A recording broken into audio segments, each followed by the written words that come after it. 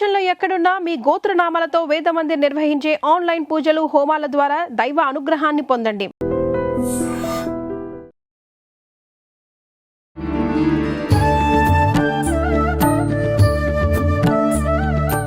నమస్కారం, welcome to I dream. ధర్మ మార్గం విత్ విజిత కార్యక్రమానికి స్వాగతం. ప్రస్తుతం మనతో పాటు ఉన్నారు శ్రీ కామాఖ్య అమృత శోధన సంస్థ వ్యవస్థాపకురాలు, శ్రీ విద్యా ఉపాసకురాలు వేణుశ్యామ అమ్మగారు. ఇప్పుడు అమ్మతో మాట్లాడి మనకున్న సందేహాలన్నింటినీ నివృత్తి చేసుకునే ప్రయత్నం చేద్దాం. నమస్తే అమ్మా. అమ్మ, చాలా వరకు దేవతారాధనలో ఉన్నవారు, ఎక్కువగా భక్తి ఉన్నవారు భావించేది ఏంటి అంటే, ఎక్కువగా భక్తి ఉన్నవారికే కష్టాలు ఎక్కువగా వస్తాయేమో, అంటే నేను ఎక్కువగా భక్తితో ఉంటున్నాను, ఎక్కువగా దైవత ఆరాధన చేస్తున్నాను, నాకే ఎక్కువ కష్టాలు ఉన్నాయి పక్క వాళ్ళతో నేను పోల్చుకొని చూస్తే గనక అని అనిపిస్తూ ఉంటుంది. ఇది మన భావనే అంటారా, వాస్తవానికి ఇది నిజమే అంటారా? ఏంటమ్మా, దాని గురించి వివరించండి. నిజం అబద్ధం కంటే భక్తి ఎక్కడ ఎక్కువ ఉందో, అంటే ఒక పూజ ఎందుకు చేస్తున్నాము అని అంటే, మనం కోరికతో చేసినా కోరిక లేకుండా చేసినా సరే, ఫైనల్గా మనం చేస్తున్నది పూజ ఎందుకు అంటే ఆ దేవతతో మనకి ఒక సంబంధం ఏర్పాటు చేసుకోవడానికి, అంటే ఆ కనెక్షన్ కోసం. ఆ కనెక్షన్ ఏర్పాటు అంటే చూడండి, మీరు ఎంత పెద్దది కాలి అనుకుంటే అంత ఎక్కువ కష్టపడాల్సి వస్తుంది. దాన్ని కష్టం అని అనుకోవడం ఒక తప్పు అయితే, రెండో దాన్ని ఏమంటారంటే, కష్టం ఎంత ఎక్కువ వచ్చిందంటే మనం అంత గొప్పగా అవుతాం అనమాట. అది మనకు అర్థమైందా? మనం ఎందుకంటే మీరు ఏ పని చేసినా సరే కష్టపడితేనే కష్టే ఫలి, అంటే మీరు ఎంత కష్టపడితే అంత పెద్ద ఫలితం ఉంటుంది. కాబట్టి అది మనకు అర్థమైందా, ఇష్టంగా చేస్తాం. అలా కాకుండా రెండోది, ఇప్పుడు మీరు చెప్పినట్టు పక్క వాళ్ళకి లేవు నాకున్నాయి అనుకోవడం అసలు అంతకంటే తప్పు. ఎందుకు అంటే, ఇక్కడ ఏ సాధన చేసినా సరే నాలో లోపాలని నేను తీసుకోవడానికి సాధన చేస్తున్నాను తప్పితే మీ గురించి ఆలోచించడానికి నేను సాధన చేయటంలే. అలాంటప్పుడు మీ మీద అంటే నేను ఎప్పుడైతే, అది కూడా మంచి కన్ను కాదు, ఒక రకంగా చెప్తే చెడ్డ కన్నే. నేను బాగాలేదనుకోవడం ఒకటైతే, మీరు బాగున్నారు అనుకోవడం తప్పు కదా. అంటే నేను బాగోవాలి అనుకోవడం రైట్, కానీ మీరు బాగున్నారు అనుకోవడం నేను బాగాలేదు అని అది హెల్దీ కాదు. అంటే వాళ్ళంత బాగున్నారు, నేను ఎందుకు వాళ్ళ లేను అనుకోవడం అది తప్పు. ఎందుకంటే ఇంకోళ్ళ మీద జల్సీ కిందే లెక్క, అంటే ఈర్ష్యాసూయల కిందే. అది అసలే పనికిరాదు సాధనలో. కాబట్టి ఇక్కడ కష్టాలు అన్నవి రావు నిజం చెప్తే. మన లోపల ఇప్పుడు సపోజ్ చూడండి, మన ఇంటి చుట్టూ ఒక మురిక్కాలు ఉంది. ఆ మురికి కాలువని మనం క్లీన్ చేయడం మొదలుపెట్టాం. క్లీన్ చేయడం మొదలు పెడితే ఫస్ట్ వచ్చే వాసనలు మురికి వాసనలనే కదా అంటారు. అయిపోయిన తర్వాత కదా అది ఫ్రెష్ అవుతుంది. అదేవిధంగా లోపల ఏదైతే చెడు ఉందో, ఆ చెడ్డ శక్తి ఏదైతే ఉందో అది బయటకు వస్తుంది. బయటకు వచ్చినప్పుడు అది నా ఎదురు, అంటే నా చుట్టూ ఉన్న పరిసరాల్ని ఆ చెడు శక్తే కదా ఆక్రమిస్తుంది. స్లోగా సాధన చేయగా చేయగా చేయగా ఈ లోపలున్న ఆ మురికి అంతా ఎప్పుడైతే పోతుందో అప్పుడు చూడండి, ఆ మురికి కాలం ఎంత ఫ్రెష్గా ఉంటుందో, ఈ లోపల ఉన్న మురికి గుంట కూడా అంతే ఫ్రెష్గా మారుతుంది. ఆ మారిన తర్వాత దేవుడితో ఎప్పుడైతే కనెక్షన్ ఏర్పడిందో, మీరు అనుకున్నట్టు అవడం మొదలు పెడితే, అప్పటి వరకు ఈ విఘ్నాలు అనుకున్నా లేకపోతే కష్టాలు అనుకున్నా అవన్నీ మీరు కొని తెచ్చుకున్నవి తప్పితే, ఎందుకంటే ప్రకృతికి మనం ఏమిస్తే అదే వస్తుంది అని అందరూ నమ్ముతున్నారు కదా. అప్పుడు ఆ ప్రకృతి శక్తికి నేను ఈ విధమైన శక్తిని ఇచ్చినప్పుడు నాకు అదే శక్తి వస్తున్నట్టు అనిపిస్తోంది అంతే. ఎప్పుడైతే నాలో మార్పు వచ్చిందో, ఎందుకంటే దీనికి అంతటికీ కారణం మన మెదడే, అంటే మనం ఆలోచించే విధానం వల్లే. ఈ మంత్రం ఏం చేస్తోంది అంటే, దేవుడితో పూజ చేస్తే ఏమవుతోంది అంటే ఆలోచన విధానం అన్నది మారుతోంది. ఎప్పుడైతే ఆలోచన విధానంలో మార్పు వచ్చిందో, నా పని చేసుకోవడం నేను మొదలు పెట్టానో, అప్పుడు ఆటోమేటిక్గా నేను ఉన్నతంగా ఎదుగుతాను. అప్పుడు ఏ కష్టము ఉండదు. ఈ కష్టాలన్నీ ఎప్పుడంటే, నేను అటు ఇటు అంటే పూర్తిగా అటు వెళ్లకుండా ఇటు ఉండి నేను భక్తురాల్ని అని అనుకున్నప్పుడు జరిగే వాటిని కష్టాలు అంటారు. కన్ఫ్యూజన్లో ఉన్నప్పుడు. నిజంగా భక్తిలో ఉన్నప్పుడు అసలు ఏ కష్టము ఉండదు. ఎందుకంటే అదొక ఏంటి అంటే గొప్ప స్థితి. దాన్నే భావస్థితి, మహాభావస్థితి అని చెప్పి పెద్దలు చెప్పినట్టు, ఆ భావస్థితిలో పూర్తిగా ఆ దేవుడితోనే ఐక్యమైనప్పుడు ఇంకా కష్టము అన్నది అసలు ఉండదు. అది మీరు అన్నది వాస్తవం అమ్మ. అంటే అటు ఇటు కాని స్థితిలో ఉండి మేము ఆచరిస్తున్నదే భక్తి అనే ధోరణిలో ఉంటున్నాం. అసలు ఏంటి నిజమైన భక్తి? నిజమైన భక్తి ఏంటి అంటే దేవుణ్ణి ప్రేమించడం. అది ఎలా ప్రేమించగలుగుతాము అని అంటే ఇగో ఈ కన్ఫ్యూజన్లన్నీ దాటితేనే.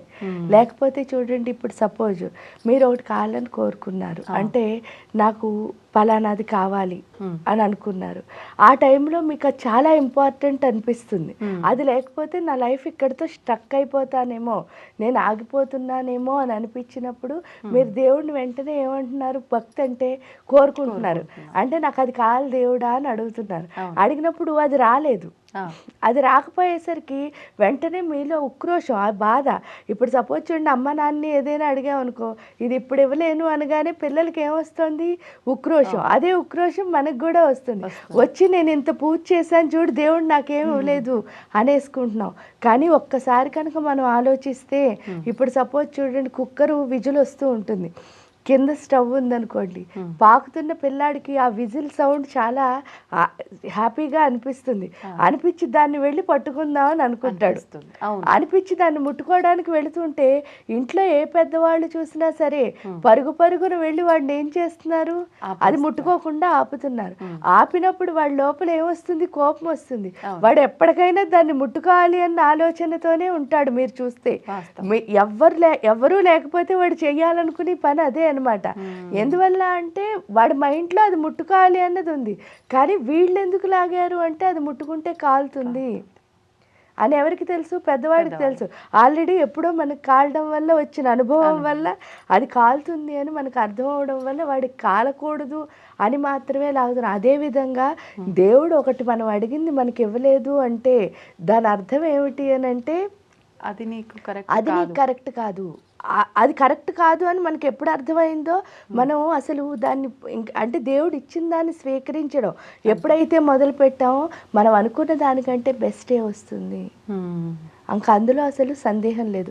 మొన్నే చిన్న ఎగ్జాంపుల్ చెప్తా. హరిద్వార్ వెళ్ళాం కదా, హరిద్వార్లో అభిషేకం చేయాలి అని అనుకున్నాం అమ్మవారికి అభిషేకం చేయాలి అనుకుంటే అసలు ఏ గుళ్ళో అయినా సరే అభిషేకం చేయడానికి వాళ్ళు పర్మిషన్ ఇచ్చారు. కానీ హరిద్వార్ వాళ్ళు అన్నారు లోపల చేయడానికి వీలు లేదు అని అన్నారు. వీలు లేదు అంటే సరే అని అనుకున్నాం. సరే అనుకున్న తర్వాత కూర్చున్న తర్వాతను ఆయన ఏంటంటే 1100 కొబ్బరికాయలతో ఆ రోజు అభిషేకం అమ్మవారికి. అభిషేకం అయితే ఆయన ఏం చెప్పారంటే, అమ్మ నువ్వు ఇక్కడ కూర్చుని మంత్రం చదువు, నేను కొడుతూ ఉంటాను కొబ్బరికాయలు అని చెప్పారు. అక్కడ ఉన్న ఆ గుడి యొక్క మహారాజు అంటారు వారు. చెప్తే సరే అని చెప్పేసి లలితా సహస్రనామాలు చదవడం మొదలు పెట్టేసరికి ఆయన అభిషేకానికి కొడుతూ ఉంటే ఆ నీళ్ళన్నీ వచ్చి అక్కడ ఉన్న అందరిపై, అంటే ఆడ అభిషేకం హాయిగా మనం చూడలేదు అని అనుకోకుండా ఆ తర్వాత మళ్ళీ ఆయనే పర్మిషన్ ఇచ్చి లోపలికి తీసుకెళ్ళారు. కానీ ఇప్పుడు ఆయన ఇవ్వలేదు కదా అని చెప్పి, అంటే చిన్నదనమాట. ఆ కాసేపు ఆ ఇవ్వను అన్న పర్మిషన్ ఇవ్వనన్న టైం ఉంది చూసారా, ఆ కాసేపు మనం మదన పడిపోయి అయ్యో చూడు ప్రతి గుళ్ళోని చేసుకున్నావు ఇక్కడ ఎందుకు చేసుకోలేదు ఇదేమనని ఇలా అసలు ఆలోచించకూడదు. అక్కడ ఆ జరిగిన సిచ్యువేషన్ని మనం ఎంజాయ్ చేయగలిగితే కనుక తప్పకుండా అమ్మవారి అనుగ్రహం మన పైన ఉంటుంది అన్నది ఇది లైవ్ ఎగ్జాంపుల్. ఇలాంటివి ప్రతి చోట అందరికీ జరుగుతూనే ఉంటాయి. కానీ జరిగినప్పుడు హ్యాపీ ఫీల్ అయిపోతాం. కానీ మళ్ళీ ఏదైనా వచ్చేసరికి అది నెగిటివ్. ఆ నెగిటివ్ అన్నది ఒక్కటి కనుక వదిలేస్తే మన లైఫ్ అంతా పాజిటివ్గానే ఉంటుంది అన్నది. అంటే వచ్చిన దాన్ని హ్యాపీగా స్వీకరించాలి అది ఏదైనా కానీ. అంటే అప్పుడు మనకి నచ్చలేదంతే, కానీ నెక్స్ట్ సిచ్యువేషన్లో మాత్రం అది చాలా బెస్ట్ అవుతుంది. అది మనకు అర్థమైతే ది బెస్టే మనకు వస్తుంది. ఎందుకంటే మనకంటే ఎక్కువగా మన తల్లి మన కోసం ఆలోచిస్తుంది. ఆలోచించినప్పుడు ఆవిడ ఏం చేస్తుంది అంటే, నువ్వు చాలా చిన్నగా ఆలోచిస్తావు నీ చిన్న మైండ్తో, కానీ ఆవిడ ఏం చేస్తుంది నీకు ఇంకా పెద్దదేదో ఇవ్వాలనుకుంటుంది. ఆ మేరు పర్వతం అంతా నీకు ఇచ్చేయాలి అనుకుంటే మనం వెళ్ళి ఏం చెప్తున్నావు, 1 గ్రామ్ గోల్డ్ అడుగుతున్నావు. అంటే మన సిచ్యువేషన్ అలా ఉందన్నమాట. అంటే మనకు రావాల్సిన పెద్దదాన్ని మనం తీసుకోలేకపోతున్నాం. ఆ పెద్దది మనం స్వీకరించాలంటే ఇలా చిన్ని వాటి కోసం మనం పాకులాడకుండా ఆవిడ ఇచ్చిన దాన్ని స్వీకరించగలిగితే చాలు. ఆవిడ ఇవ్వాలనుకున్న బెస్ట్ తప్పకుండా ఇస్తుంది.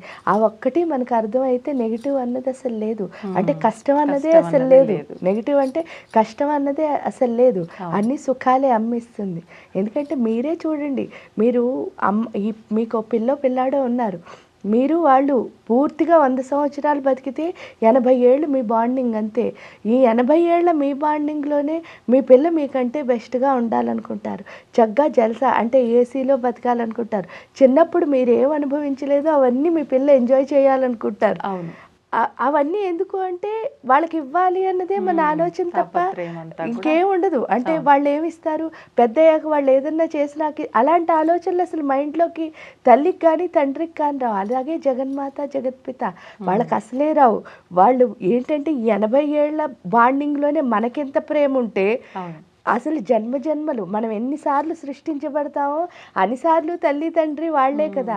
వాళ్ళ బాండింగ్ మనతో ఎంత ఎక్కువ ఉంటుంది అన్నది ఆలోచిస్తే వాళ్ళు వీళ్ళకంటే ద బెస్ట్ ఇస్తారు అన్నది అర్థం చేసుకుంటే కనుక మనం ఎప్పుడు ఏదొచ్చినా కష్టం అని అనుకో, ఇష్టంగా స్వీకరిస్తే చాలు ద బెస్ట్ మనకు వచ్చేస్తుంది. సంతోషం అమ్మ, ధన్యవాదాలు. And for more videos, Please subscribe to iDream channel. Subscribe to iDream Media. Please subscribe to iDream. Please subscribe to iDream. Please subscribe iDream. And please subscribe to iDream. For more videos, subscribe to iDream. please like, share and subscribe to the channel. Congratulations, iDream. Subscribe to iDream. Subscribe to iDream. So subscribe to iDream Media. iDream की iDream team अंदर की huge congratulations. Please subscribe iDream Media. Please subscribe to iDream. Subscribe iDream. Please subscribe to iDream. iDream అంటే నా కళల ఛానల్ను subscribe చేసుకున్నారు, నోరు తిరుగుతలేదు, మీరైతే గంట గుర్తు కొట్టండి. For more such videos, please subscribe to iDream. Subscribe to iDream. Please subscribe to iDream. Please subscribe iDream Media. Please do subscribe to iDream. Please subscribe to iDream Media. For best entertainment and information, please subscribe iDream. And don't forget to subscribe to iDream.